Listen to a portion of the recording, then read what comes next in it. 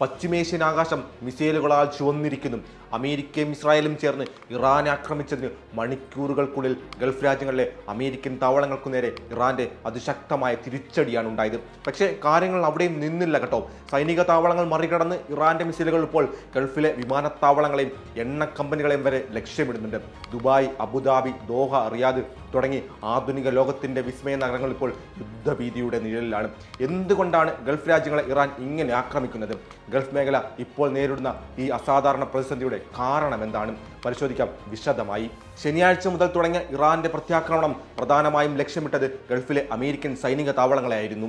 ബഹ്റൈനിലെ US നാവികസേനയുടെ 5ാം കപ്പൽ വ്യൂഹത്തെയായിരുന്നു ആദ്യ ദിനം ഇറാൻ ആക്രമിച്ചത്. എന്നാൽ പിന്നീട് കാര്യങ്ങൾ അങ്ങോട്ട് മാറുകയായിരുന്നു. ഇന്നലെ സൗദി അറേബ്യൻ തലസ്ഥാനമായ റിയാദിലെ അമേരിക്കൻ എംബസിക്ക് നേരെയായിരുന്നു ഇറാന്റെ പ്രധാനപ്പെട്ട ആക്രമണം. 2 ഡ്രോണുകളാണ് എംബസി വളപ്പിൽ പതിച്ചത്. ഇതേ തുടർന്ന് തീപിടുത്തമുണ്ടാവുകയും കെട്ടിടത്തിന് നാശനഷ്ടങ്ങൾ സംഭവിക്കുകയും ചെയ്തു. ഒമാനിലെ ദോഫാറിലും ദുഃഖമിലും ഇന്നലെ ഡ്രോൺ ആക്രമണവും നടന്നിരുന്നു. ഖത്തറിനെ ലക്ഷ്യമാക്കി ചൊവ്വാഴ്ച വരെ 145 ആക്രമണങ്ങളാണ് ഇറാന്റെ ഭാഗത്തുനിന്നും ഉണ്ടായത്. 2 യുദ്ധവിമാനങ്ങളും 3 ക്രൂസ് മിസൈലുകളും ഉൾപ്പെടെയായിരുന്നു അത്.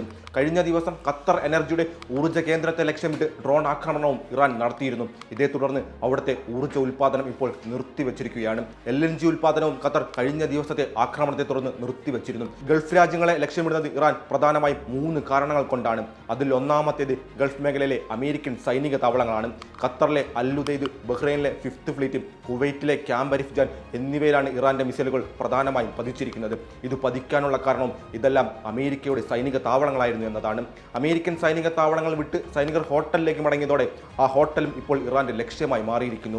രണ്ടാമത്തെ കാരണം ആഗോള സാമ്പത്തിക സമ്മർദ്ദമാണ്. ലോകത്തിലെ ഊർജ്ജ വിതരണം തടസ്സപ്പെടുത്തിയാൽ അമേരിക്കയ്ക്ക് മേൽ രാജ്യാന്തര സമ്മർദ്ദം ഉണ്ടാകുമെന്നാണ് ഇറാൻ കരുതുന്നത്. സൗദിയിലെ അരാംകോ പ്ലാന്റും ഖത്തറിലെ ഗ്യാസ് പ്ലാന്റുകളും ആക്രമിക്കപ്പെട്ടത് ഇതിന്റെ ഭാഗമായി കൂടിയാണ്.